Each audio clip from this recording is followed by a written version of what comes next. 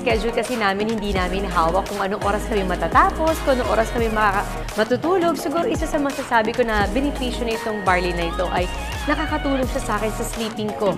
Na minsan nahihirapan ako matulog pero dahil morning and evening ako umiinom talaga ng barley, so nakita ko yung effect sa akin na nakakatulong talaga siya.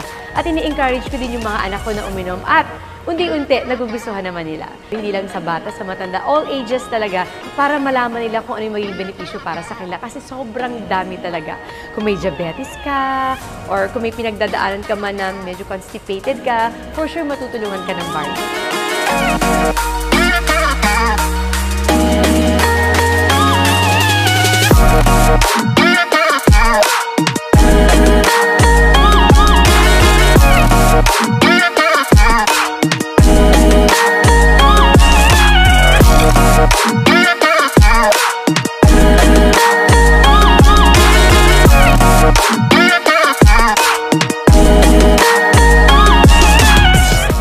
Barley na gusto ko, yung purong-puro at walang kahit anong kahalo. Kaya tandaan, huwag basta barley, dapat amazing pure organic barley.